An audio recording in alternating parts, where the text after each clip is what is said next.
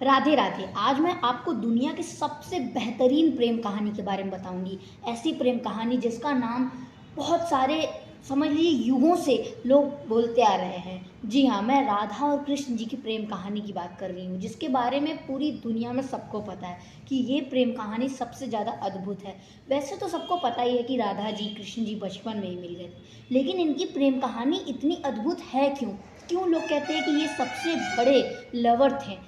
क्योंकि एक कहानी के माध्यम से आपको ये पता चल जाएगा कि वाकई में राधा जी और कृष्ण जी के बीच में कितना ज़्यादा प्रेम था। वैसे तो आपको पता ही होगा कि भगवान श्री कृष्ण की शादी राधा जी से नहीं हुई थी। भगवान श्री कृष्ण की शादी रुक्मणी से हुई थी।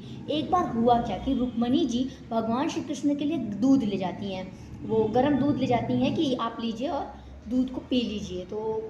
तो रुक्मणी जी जो दूध लेकर जाती हैं, वो दूध इतना गर्म रहता है, इतना ज़्यादा जल रहा होता है कि भगवान श्री कृष्ण उसे अचानक से पी लेते हैं और उनका जीभ जल जाता है। और जैसे उनका जीभ जलता है, उनके मुंह से निकलता है राधे।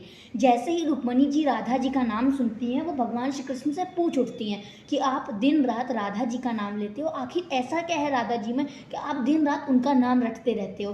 तो भगवान श्री कृष्ण कहते हैं कि आप जाना और राधा जी से मिल लेना। राधा जी अपने महल के 7वें दरवाजे के अंदर रहती हैं। आप उनसे एक बार मिलोगी, आपको आपके सवाल का जवाब मिल जाएगा। रुक्मणी जी सुबह होते ही, इंतज़ार उनसे नहीं होता, वो सुबह होते ही राधा जी के महल चली जाती हैं। जब वो राधा जी के महल जाती हैं तो उनको पहले दरवाजे पे ही एक स्त्री खड़ी रहती है, जो बहुत ही ज़्यादा खूबसूरत रहती है, बहुत सुंदर।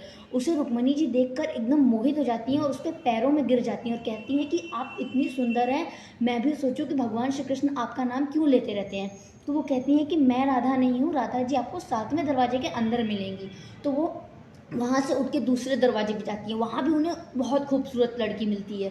फिर वो तीसरे, ऐसे ऐसे करके उन्हें हर दरवाजे पर एक से बढ़कर एक खूबसूरत कन्या मिलती जाती है, मिलती जाती है।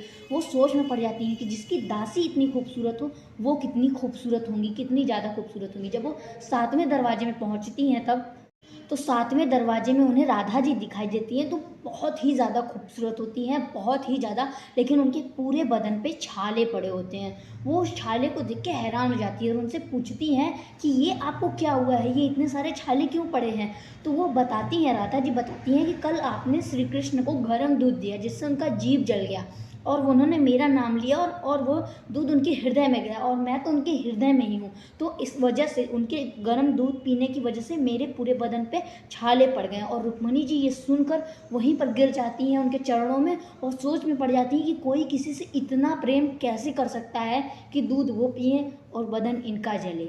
राधे राधे। ऐसी अनोखी प्रेम कहानी के लिए लाइक, कमेंट और सब्सक्राइब ज़रूर करिएगा और बोलिएगा जय भगवान श्री कृष्ण।